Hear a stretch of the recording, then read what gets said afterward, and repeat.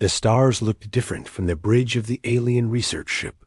Kethvar pressed his long fingers against the viewing port and watched the blue planet turn slowly in space. Earth, the humans called it. Such a simple name for what might be the most complicated world they had ever found. The translation systems are working perfectly, said Velmdar from his station. The young researcher's purple skin showed excitement patterns that made Kethvar smile. This was Velmdar's first contact mission, and everything still amazed him. Their languages are so complex. They have thousands of different ways to say the same thing. Kethvar nodded, but kept watching the planet. In his 300 years of life, he had helped make contact with 47 different intelligent species. All of them followed the same pattern. They fought wars in their early days, then learned to live in peace, then reached for the stars together as one people. It was the natural way of things. Intelligence and violence could not exist together in advanced species. But Earth was different. Send another message, Kethvar said. Tell them we want to talk about peaceful friendship between our peoples. The message went out in perfect English. The humans had been surprisingly easy to communicate with. Their radio signals filled space around their world with voices, music, and moving pictures. The translation computers had learned their languages in just a few days. On Earth, Commander Jake Miller sat in the communication room of Lunar Base 7 and stared at the message on his screen. He was a tall man with short brown hair and tired eyes. 3 months ago, his biggest worry had been keeping the lunar mining operation running smoothly. Now he was humanity's first contact with alien life.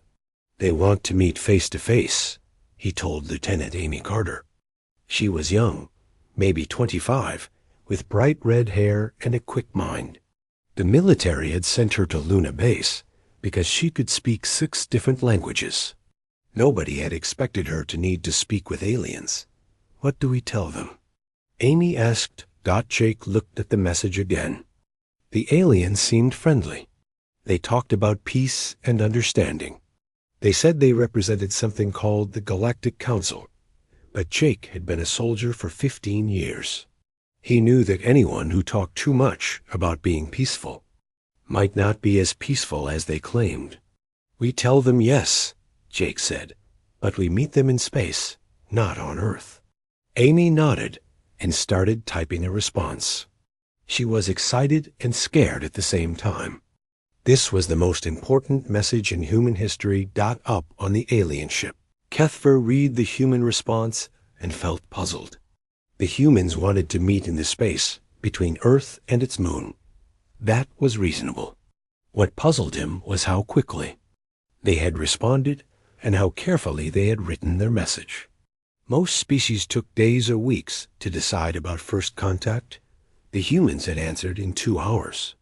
They're very organized, said Dr. Zephyra. She was the ship's expert on how different species behaved. Her job was to understand what made each species think and act the way they did. Look at this. They didn't just say yes. They picked the meeting place, suggested the time, and even told us what kind of ship to bring. Kethvar looked at the message. Again, the humans had thought about security, communication methods, and emergency procedures. They had planned for things that might go wrong. Most species just said yes and let the aliens handle the details. Maybe they're just careful, Velmdar suggested. Zephyra made a sound that meant disagreement in her language. Or maybe they think like soldiers. 3 days later, the 2 ships met in the darkness between worlds. The human ship was smaller, but moved with sharp, precise turns. The alien ship was larger and moved smoothly, like it was dancing through space. Captain Lisa Park commanded the human ship. She had been chosen for first contact because she was smart, calm, and good at talking to people. She had brown skin, dark hair, and eyes that missed nothing. As she watched the alien ship approach, she felt the weight of representing all humanity. They're beautiful, Amy said. She was looking at the aliens through the video link. Cathver and his team looked like tall, thin humans with purple skin and large eyes. They moved gracefully and spoke in soft voices. "Welcome to our solar system," Lisa said through the communication link. "We're honored to meet you." Cathver smiled. The human captain was polite and professional. "We're pleased to meet you too. Your species has impressed us with your rapid development." They talked for hours. The aliens told the humans about the galaxy beyond their solar system. There were hundreds of intelligent species living in peace among the stars. They traded knowledge, art, and friendship. They had ended war thousands of years ago. Lisa listened carefully, but asked detailed questions. How did their government work? How did they prevent conflicts between different species? What happened when they disagreed about something important? The aliens seemed surprised by these questions. Cathver explained that the Galactic Council made decisions for everyone. All the member species agreed to follow the same rules. They had learned that fighting was useless and cooperation was the only way to survive. "What about your world?" Safara asked. "How do you handle disagreements?" Lisa paused. This was the question she had been dreading. "We have different nations. On Earth, sometimes we disagree. Sometimes we fight." The silence on the alien ship was long and uncomfortable. Finally, Cathver spoke. "You still have wars?" "Not as many as before," Lisa said carefully. "We're getting better at talking instead of fighting." Amy watched the aliens' faces change. They looked shocked and maybe a little frightened. She wondered what they were thinking. On the alien ship, Zephyra was thinking very hard. A species that still fought wars should not have been able to build spaceships or develop advanced technology. Violence and intelligence were supposed to be opposites. But the humans seemed intelligent and peaceful during their conversation, even though they admitted to having conflicts. After the meeting ended and the ships separated, Cathver called his team together. "What do you think?" "They seem nice," Velmdar said. "Maybe they're just a little behind us in social development." Safara shook her head. "Did you notice how they answered our questions? They thought about every word before they spoke. They were polite, but they didn't tell us everything. And their ship moved like a military vessel." "What do you mean?" Cathver asked. "Watch the recording again. Their ship never turned its back to us. It stayed ready to run or fight the whole time. That's not how peaceful explorers behave." Cathver watched the recording and saw that Ephara was right. The human ship had been careful and alert throughout their meeting. The humans had been friendly but guarded. "Maybe they're just cautious because we're strangers," Velmdar suggested. "Maybe," Zephyra said. "Or maybe there's something we've never seen before." That night, Cathver sent a long report to the Galactic Council. He told them about the meeting and his team's observations. He recommended careful study before making any decisions about full contact with humanity. The response came back quickly. The Council was interested in the humans, but concerned about their admission of still having conflicts. They ordered Cathver to continue observing Earth from a safe distance. On Luna Base, Jake Miller read Lisa's report about the first meeting. The aliens seemed genuine in their desire for peace, but something bothered him about their surprise. When Lisa mentioned human conflicts, why would intelligent beings be so shocked that humans sometimes fought each other? He looked out at Earth spinning in space below him. From this distance, it looked peaceful and beautiful.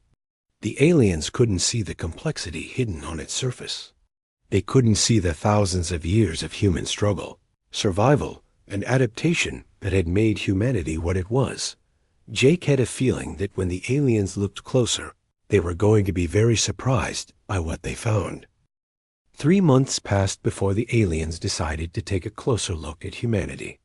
They moved their ship to the far side of Earth's moon, where human satellites couldn't detect them.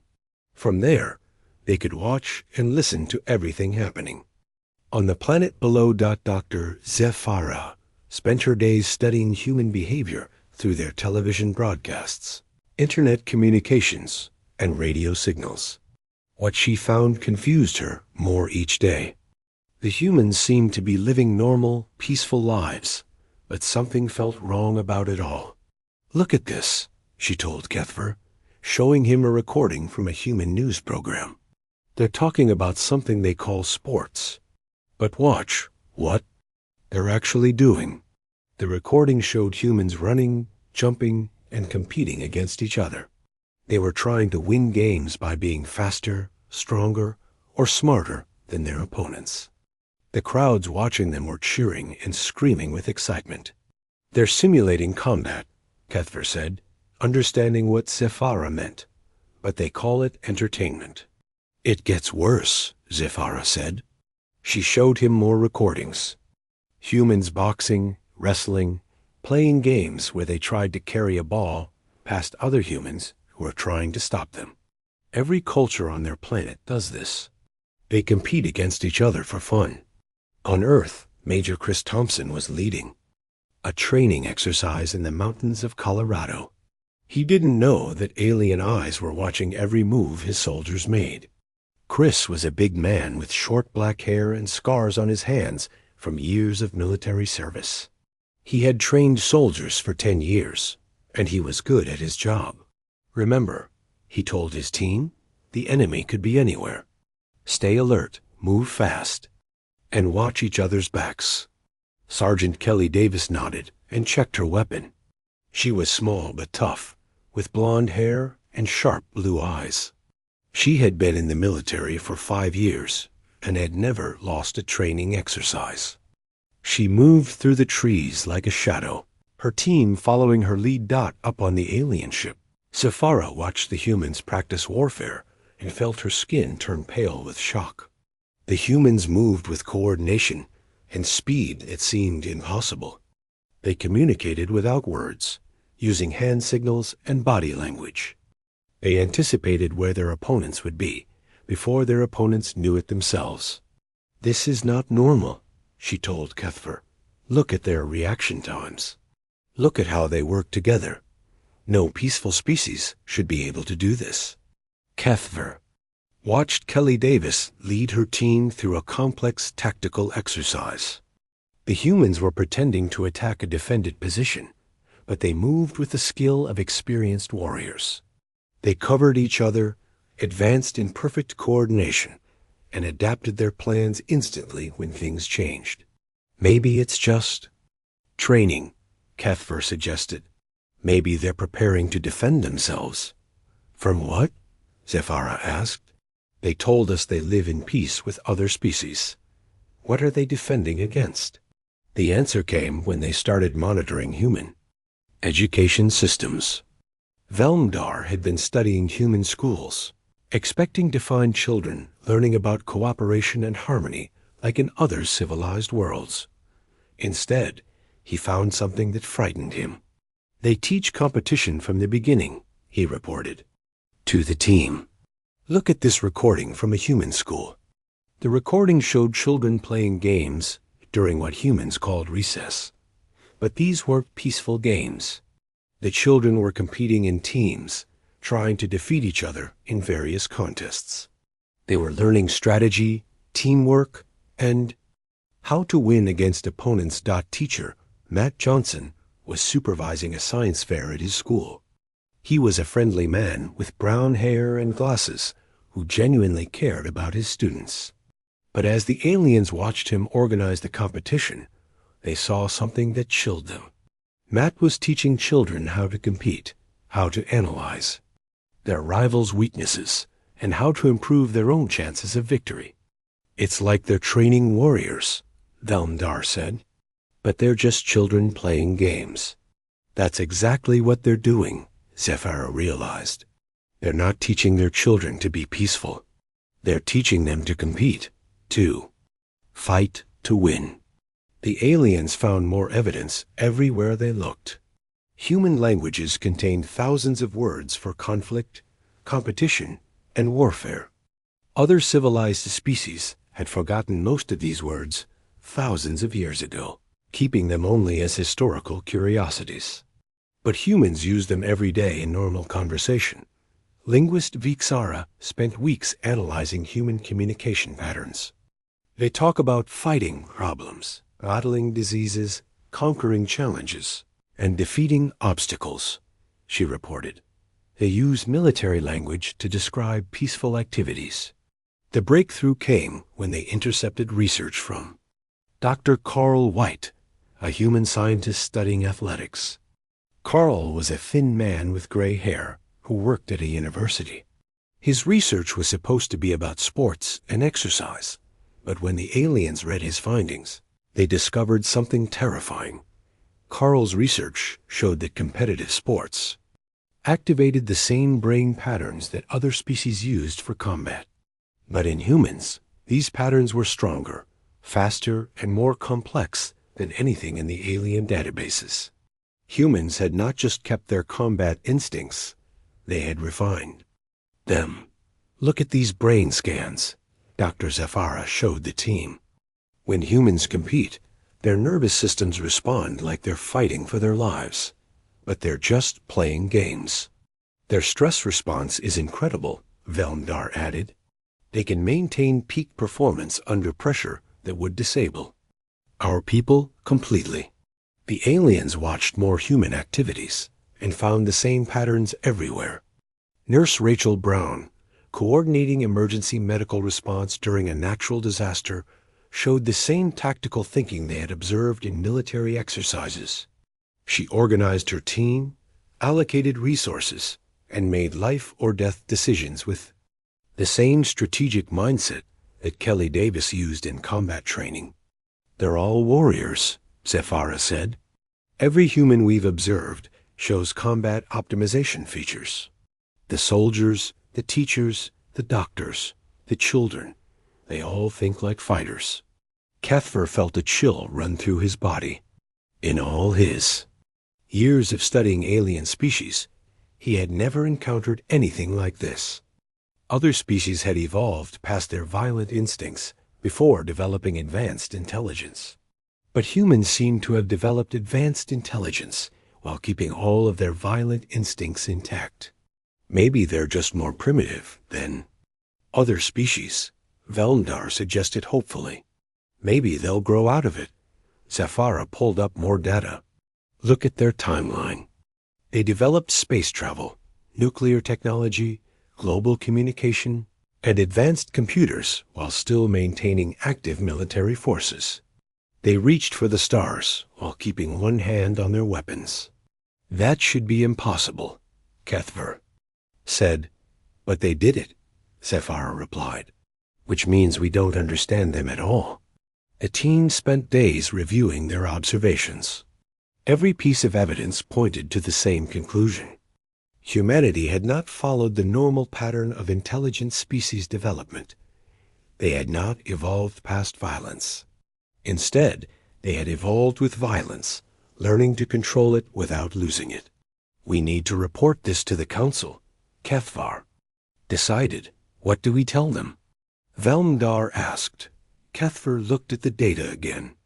Humans who competed for fun. Children who learned strategy through games.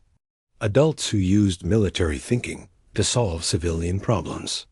A species that had reached the stars while keeping their warrior instincts sharp. We tell them that humanity might be the first species we've found that successfully combined intelligence with maintained combat capability, he said. And we tell them that we have no idea what that means for the galaxy. The report went out that night, transmitted across space to the Galactic Council headquarters. It contained hours of video evidence, detailed analysis, and a recommendation that shook the peaceful aliens to their core. The recommendation was simple, but terrifying. Approach humanity with extreme caution, because they might represent something that had never existed before in the galaxy's long history of intelligent life. On Earth, humans continued their daily lives, unaware that they were being studied. Jake Miller continued his work on Luna Base. Kelly Davis finished her training exercises. Nat Johnson taught his students. Rachel Brown saved lives during emergencies. None of them knew that every action they took was being interpreted as evidence. That humanity was fundamentally different from every other species in the galaxy. They were just living their lives the way humans always had, competing and cooperating, fighting and healing, reaching for peace while staying ready for war. But to the aliens watching them, they looked like something that should not exist. A species of warriors who had learned wisdom without giving up their weapons. The Galactic Council's response came faster than Kethfer had expected. Within days, 3 more ships arrived in Earth's solar system, bringing specialists from across the galaxy. The most important arrival was Grathorn, a military analyst from the Drakmor species. Grathorn was different from the peaceful researchers who had been studying humanity. His people had once been warriors, thousands of years ago, before they evolved past violence like all civilized species.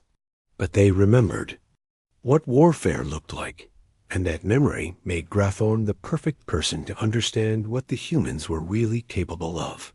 "Show me everything," he told Kethfer when he arrived. They started with the military observations. Colonel Sam Miller was conducting a joint training exercise between different branches of the human military. Sam was Jake Miller's older brother, a career soldier with gray hair and tired eyes, who had spent his life preparing for wars that might never come. Grathorn watched the human soldiers move through their exercises and felt his blood run cold. "These aren't exercises," he told the research team. "This is advanced tactical training. Look at how they coordinate between different units. Look at their communication protocols. Look at their contingency planning." The humans were practicing something they called special operations. Small teams of soldiers were learning to work behind enemy lines, to survive in hostile territory, and to complete missions even when everything went wrong. Sergeant Kelly Davis was leading one of these teams, demonstrating skills that impressed even Grathorn. "She's thinking 3 moves ahead of her opponents," he observed. "She's adapting to changing conditions in real time. She's demonstrating tactical innovation under pressure." These are not basic military skills. These are the skills of veteran warriors. But Kelly Davis had never fought in a real war. Neither had most of the human soldiers they were observing. The humans were maintaining and developing advanced combat skills during peacetime, preparing for conflicts that might never happen. "Why?" Veldar asked. "If they're peaceful, why do they train so hard for war?" Grathorn studied the human training, manuals that the research team had intercepted, because they understand something we forgot long ago. Peace doesn't maintain itself. Someone has to be ready to fight for it. The investigation expanded beyond military observations. Dr. Nina Bell was giving a lecture series on human military history at a university. Nina was a small woman with silver hair and sharp eyes who had spent her career studying how humans fought wars throughout their history. Every major technological advancement in human history came from military necessity, she told her students. Metallurgy, chemistry, medicine, communications, transportation, even computing, they all developed because someone needed better weapons or better ways to support their armies. The aliens listening to her lecture realized something horrifying. Human civilization had not developed despite warfare. It had developed because of warfare. Competition and conflict had driven human innovation for thousands of years. Look at their space program, Grathorn pointed out after studying human history. Their first rockets were weapons. Their first satellites were for military reconnaissance. They reached for the stars using tools designed for war. The research team found evidence of this pattern everywhere. Human medicine had advanced rapidly. During wartime, when doctors needed to save wounded soldiers, human communication technology had developed because armies needed to coordinate across long distances. Even human psychology had been shaped by the need to understand and counter enemy behavior. But the most disturbing discovery came when they analyzed human entertainment. Movie producer Tony Clark had just released a film that the aliens intercepted and studied. Tony was a creative man who made movies about action and adventure, but his latest film revealed something that terrified the alien observers. The movie showed humans fighting against impossible odds, using tactics and strategies that the aliens had never seen before. But these weren't real events. They were imaginary scenarios that humans created for entertainment. The aliens realized that humans were so naturally inclined toward conflict that they invented fictional wars to watch. Fait fun. They simulate warfare for pleasure, Zephyr reported. They create imaginary enemies and imaginary battles, and they enjoy watching other humans fight against them. It's worse than that, Grathorm said after analyzing the film's technical details. Look at the tactical innovations shown in this entertainment. Some of these strategies are more advanced than anything in our military databases. They're inventing new ways to fight enemies that don't even exist. The investigation took an even darker turn when they discovered the work of Dr. Grace Wong. Grace was a psychologist who studied how human soldiers recovered from combat trauma. She was a kind woman who genuinely wanted to help people heal from the wounds of war. But her research revealed something that shocked the alien observers. Humans could not only survive extreme psychological trauma, they could learn from it, adapt to it, and even become stronger because of it. Grace's patients included former soldiers like Pete Adams and Susan Taylor, who had experienced things that should have broken their minds completely. Post-traumatic growth, Grace called it. In her research papers, the human ability to develop enhanced psychological resilience, deeper relationships, and increased appreciation for life following traumatic events. Pete Adams had been a Marine who served in combat zones around Earth. He was a quiet man with dark hair and steady hands who had seen things that most people couldn't imagine. But instead of being destroyed by his experiences, he had learned from them and become a counselor who helped other soldiers adapt to civilian life.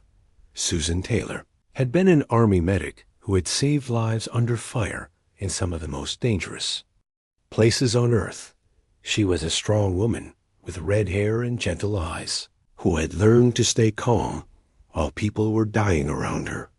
Now she worked in a civilian hospital, using skills she had learned in war to save lives in peace. They don't just survive trauma, Grathorm observed.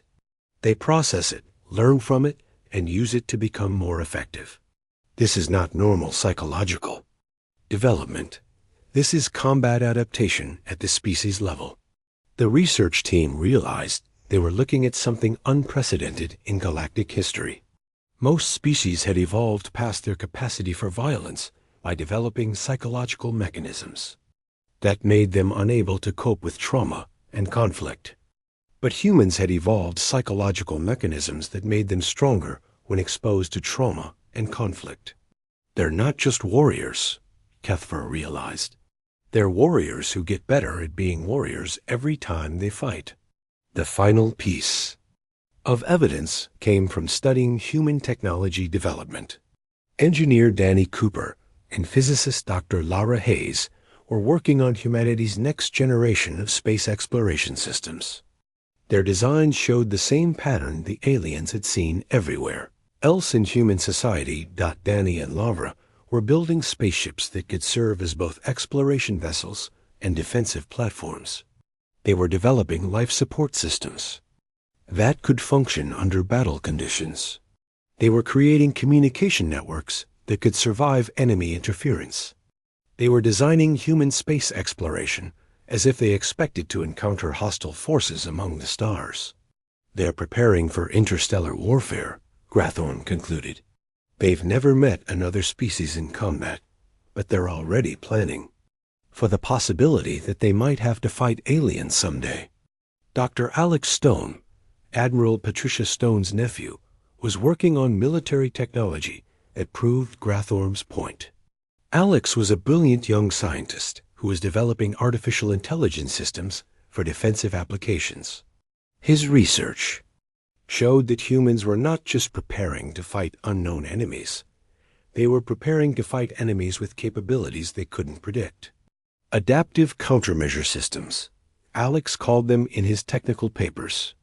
AI designed to analyze unknown threats and develop appropriate responses in real time. The alien research team realized that humans were developing artificial intelligence, specifically to help them fight wars against opponents they had never met, using weapons designed to counter threats they had never encountered. It was a level of strategic paranoia that no other species had ever needed to develop. They planned for enemies that don't exist yet, Grathorn reported to the Galactic Council. They develop countermeasures for threats they haven't encountered. They prepare for wars they hope never to fight. This is not normal intelligent behavior. This is the behavior of a species that has learned to survive by always being ready for the worst possible outcome. The research had taken months, but the conclusion was clear. Humanity represented something that the galaxy had never seen before, a species that had achieved advanced intelligence, sophisticated technology, and complex civilization, while retaining and refining their complete capacity for warfare. What do we do with them? Valmdar asked. Grathorn looked at the data one more time. Humans who turned competition into art, children who learned strategy through play, soldiers who trained for wars that might never come, scientists who built peaceful tools from military knowledge, and civilians who thought like warriors even when they were saving lives. The emergency session of the Galactic Council was unlike anything in the organization's 1,000-year history. Representatives from 47 different species gathered in the Great Chamber, their various forms creating a rainbow of colors and shapes under the soft lights. But despite their differences, they all shared the same expression of confusion and concern. Grathorn stood at the center of the chamber, his tall frame casting shadows across the floor. He had spent 6 months studying humanity, and now he had to explain what he had found to leaders who had never encountered anything like it. The species we call humans represent a fundamental challenge to our understanding of how intelligence develops, he began. Every assumption we have made about the relationship between wisdom and warfare appears to be wrong.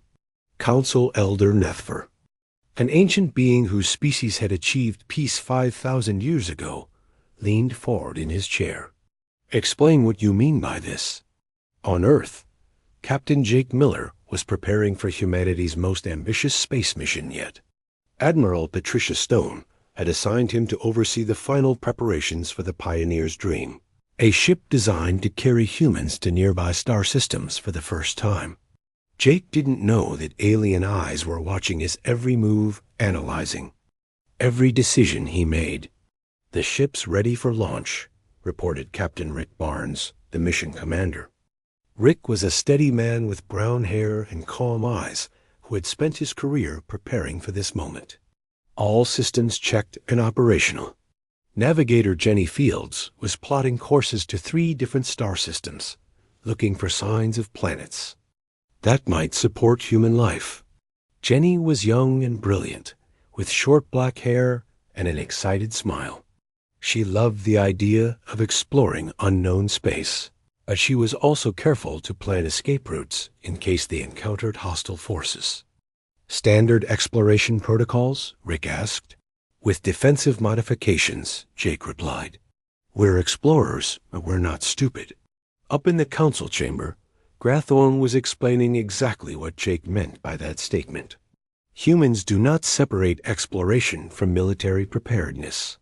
Their exploration vessel carries weapons, defensive systems, and trained military personnel. They are exploring space as if they expect to fight for the right to be there. Diplomat Yathara of the peaceful Zenthari species made a sound of distress. But why would they expect violence from species they have never met? Because violence is what they understand, Grathorn replied. It is their default assumption about how conflicts get resolved. They hope for peace, but they prepare for war. The council watched recorded footage of human military exercises, showing coordination and tactical innovation that exceeded anything in their databases. They saw humans training for scenarios involving enemies with unknown capabilities, developing strategies for fighting in environments they had never experienced. "This is Colonel Sam Miller," Grathorm explained as they watched the footage. "He is training soldiers for combat in zero gravity, on hostile planets, and against opponents with superior technology. These are not real threats, they are imaginary. Scenarios that humans create to prepare for possibilities they hope never to encounter." The council members shifted uncomfortably in their seats. The idea of preparing for imaginary enemies was foreign to species that had evolved past conflict. But the humans seemed to consider it natural and necessary. "Their technological development follows the same pattern," Grathorm continued. He showed them research from Dr. Alex Stone, whose work on adaptive defense systems demonstrated the human approach to dealing with unknown threats.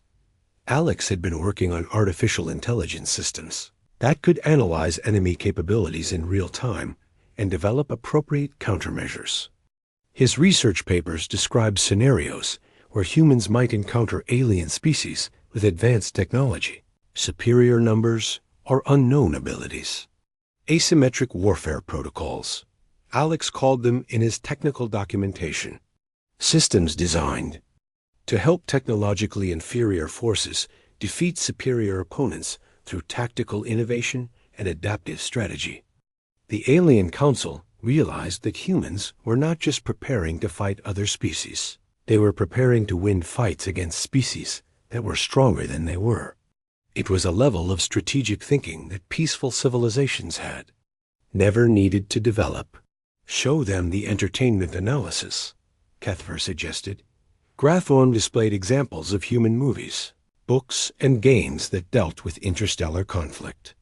Movie producer Tony Clark's latest film showed humans fighting against alien invaders who possessed superior technology and greater numbers. But the humans in the story won through tactical innovation, psychological warfare, and sheer determination. "They create fictional scenarios where they fight aliens," Grathorm explained. "They imagine what it would be like to be outgunned and outnumbered, and then they develop strategies for winning anyway. This is entertainment to them." Council Elder Nethvor felt his ancient heart beating faster. "They fantasize about fighting us?" "Not us specifically," Grathorm clarified. "They fantasize about fighting anyone who might threaten them. They have been doing this for generations, creating thousands of different scenarios and developing responses to each one." The council reviewed human media and found the same patterns everywhere. Humans told stories about fighting robots, aliens, monsters, and even other humans from the future. They created imaginary enemies and then figured out how to defeat them, all for the purpose of entertainment. "It's psychological preparation," Dr. Zefara added from her observation post. "They are training their entire population to think tactically about potential conflicts." Every human who watches these stories learns something about strategy, adaptation, and survival under pressure. The revelation that shook the council most came when Grathorm showed them human military doctrine regarding first contact situations. Intelligence analyst Kevin Torres had written classified reports about how humanity should respond if they encountered hostile alien species. Kevin was a careful man with gray hair and sharp eyes who had spent his career thinking about threats that didn't exist yet. His reports outlined response protocols for various scenarios. Aliens who were more advanced than humans, aliens who are less advanced, aliens who are roughly equal in capability, and aliens who are completely unknown. They have plans for fighting us, Grathorm told the council. Not because they want to fight us, but because they believe that planning for conflict is the best way to prevent it. They call it deterrence theory. The concept of deterrence was alien to the peaceful. species of the galaxy. The idea that you could prevent war by being so dangerous that no one wanted to fight you was something they had never encountered. Look at their space program development, Grathorn continued. Engineer Danny Cooper and physicist Dr. Laura Hayes were designing ships that could serve multiple purposes. Their exploration vessels could be converted to warships if necessary. Their communication systems could function as command networks. Their life support systems could maintain crews during extended combat operations. They are building peaceful infrastructure that can become military infrastructure at a moment's notice, Grathorn explained. Every human space facility is designed with the assumption that it might someday need to defend itself. The Council watched footage of the Pioneer's Dream during its final preparations. The ship looked like a peaceful exploration vessel, but Grathorn's analysis revealed its true nature. Hidden weapon systems, armored hull plating, advanced sensor arrays that could detect threats across vast distances, and a crew trained in both scientific research and military operations.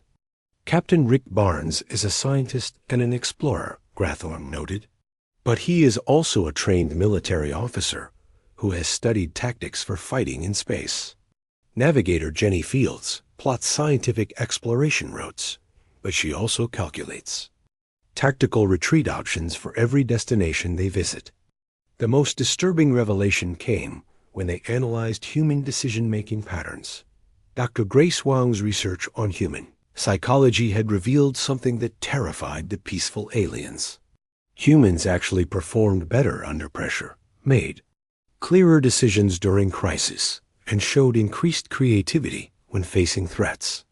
Stress enhances their capabilities instead of degrading them, Grathorn reported. Most species become less effective when threatened. Humans become more effective. They are literally designed to excel during conflicts. Former Marine Pete Adams and Army medic Susan Taylor had demonstrated this principle in their civilian careers. Pete had become more effective at helping people because of his combat experience, not despite it. Susan had learned to stay calm and make critical decisions under pressure, skills that made her an exceptional emergency room doctor. They don't just survive trauma, Grathorn concluded. They use trauma as a tool for personal development. They grow stronger when challenged, more capable when threatened, more innovative when desperate. This is not normal psychological development. The council chamber fell silent as the implications became clear. Humanity was not just a species that had retained its capacity for warfare. It was a species that was optimized for warfare at every level, from individual psychology to social organization to technological development. The decision to make contact immediately sent ripples of activity through both human and alien space. On Earth, humanity's first interstellar exploration mission was entering its final phase. The Pioneer's Dream sat ready for launch, its crew prepared for a journey that would take them farther from home than any human had ever traveled. Captain Rick Barnes stood on the bridge of his ship, reviewing the final mission parameters with navigator Jenny Fields. Rick was calm and professional, but he felt the weight of history on his shoulders. Every decision he made in the coming weeks could determine humanity's future among the stars. Course plotted for the Proxima Centauri system, Jenny reported. She was excited about the mission, but careful about the details. Her navigation plans included not just the most efficient routes to their destination, but also contingency plans for rapid return to Earth if they encountered anything unexpected. Any anomalies in the sensor readings? Rick asked. Jenny checked her instruments again. For the past few days, she had been detecting gravitational irregularities near the outer edge of the solar system. The readings were subtle, but they suggested the presence of large artificial objects in areas where no human technology existed. Still showing those gravitational signatures, she said. Could be equipment malfunction, but the pattern is consistent. Rick nodded. He had been a military officer before becoming an explorer, and his training had taught him to trust his instincts. Something felt wrong about those readings, but he couldn't identify exactly what. On Earth, Dr. Phil Carter was reaching the same conclusion through different methods. Phil was Amy Carter's father and the newly appointed director of extraterrestrial research. He was a careful scientist with gray hair and sharp eyes who had spent his career studying the possibility of alien life.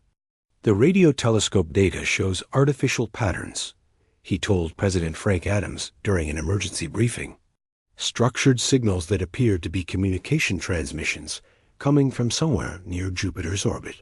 President Adams was a practical man who had been dealing with increasingly strange reports from space monitoring stations around the world.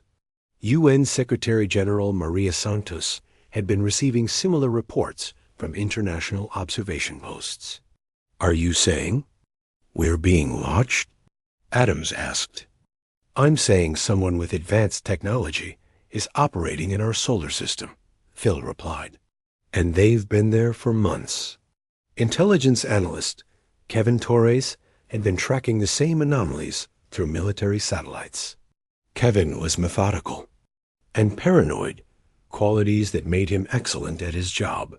His analysis suggested that unknown vessels had been conducting systematic surveillance of Earth. "Recommendation?"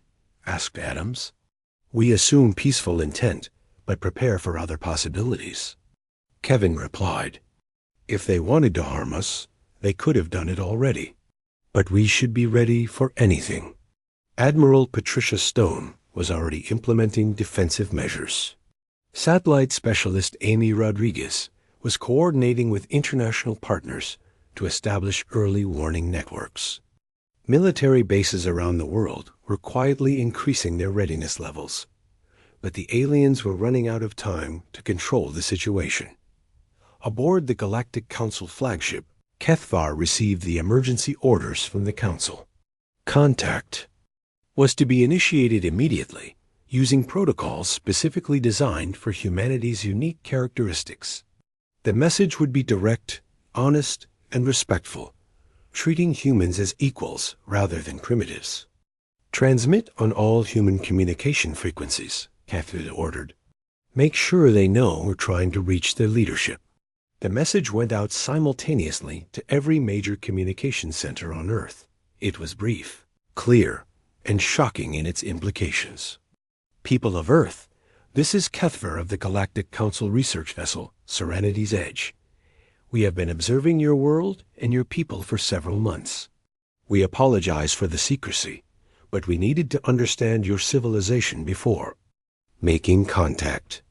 We now request immediate communication with your leaders to discuss humanity's place in the galactic community." The message included technical specifications for secure communication channels and coordinates for a meeting location in space between Earth and Mars. President Adams received the message 30 minutes later. He was in the Situation Room with his top advisors, including Phil Carter, Kevin Torres, and Admiral Stone. The room fell silent as they listened to the alien transmission. "They've been watching us for months," Adams said quietly. "And they're being honest about it," Phil observed. "That's either a good sign or a very sophisticated deception." Kevin Torres was already analyzing the message for hidden meanings and potential threats. They used the phrase humanity's place in the galactic community. That suggests they see us as potential members rather than subjects to be controlled. Admiral Stone had different concerns. They chose to reveal themselves now, just as we're launching our first interstellar mission. That's not a coincidence. On Luna Base, Commander Jake Miller received orders to prepare for humanity's response to the alien contact. Amy Carter was assigned to lead the communication team, using her linguistic skills to ensure clear understanding between species. "What do we know about them?" Jake asked during the briefing. "More than they probably realize," Amy replied. She had been studying the alien transmissions and had noticed patterns that revealed information about their psychology and culture. They're careful, methodical, and genuinely seem to want peaceful contact, but they're also nervous about something. The meeting was arranged for the space between worlds, just as it had been during the first contact months earlier. But this time, both sides knew the stakes were much higher. Captain Rick Barnes received new orders to delay the Pioneers' Dream launch and standbys backup for the contact mission. Navigator Jenny Fields continued monitoring the gravitational anomalies, which were now clearly identified as alien vessels. "How many ships are out there?" Rick asked. "At least 4, Jenny replied. "Possibly more. They're not hiding anymore." The human delegation included Captain Lisa Park, commanding the contact vessel, Amy Carter handling communications, and Dr. Ben Rodriguez providing behavioral analysis. They were accompanied by military escort ships commanded by experienced officers who had been briefed on humanity's unique approach to potentially dangerous situations. When the ships met in the darkness of space, both sides were ready for anything. The humans approached with weapons powered down, but ready for immediate activation. The aliens approached with shields lowered, but sensors monitoring for any signs of human deception. "Welcome back," Cuthbert said when communication was established. "We regret the secrecy of our previous observations." Captain Lisa Park responded carefully. "We understand the need for caution when meeting unknown species. But we also need to understand why you felt the need to study us covertly." The honesty of her response surprised the aliens. Most species would have been angry about the surveillance, but humans seemed to accept it as a reasonable precaution while still demanding explanations. "Your species is unique," Cuthbert explained. "In our experience, intelligent civilizations evolve past warfare before achieving advanced technology. You appear to have developed both simultaneously. We needed to understand what that meant before making contact." Amy Carter processed the translation and realized something important. "You're afraid of us," she said. The silence from the alien ship was telling. Finally, Cuthbert responded, "Not afraid. Concerned. You represent something we have never encountered before." Dr. Ben Rodriguez understood what the aliens were really saying. "You don't know how to deal with a species that's still capable of fighting." "Correct," came the reply. "Every protocol we have assumes that advanced species are peaceful. You are advanced, but you maintain military capabilities. This creates complications." Captain Park made a decision that would shape humanity's future in the galaxy. "Would it help if we demonstrated that our military capabilities serve peaceful purposes?" The suggestion intrigued the aliens. How could warfare serve peace? Over the following hours, the humans explained their philosophy of peace through strength. They showed the aliens how human military training developed discipline, cooperation, and leadership skills that were used in civilian careers. They explained how competitive sports channeled aggressive instincts into harmless activities. They demonstrated how military technology had been adapted to solve civilian problems. "We learned that the best way to prevent war is to be so good at it that no one wants to fight us," Captain Park explained. "But being good at war also makes us good at everything else. The skills that make effective soldiers also make effective doctors, teachers, explorers, and leaders." The aliens began to understand something they had never considered. Humans hadn't failed to evolve past violence. They had evolved to use violence as a tool for preventing violence and achieving positive goals. "Your people use warfare as a form of education?" asked Cuthbert. "Among other things," Amy replied.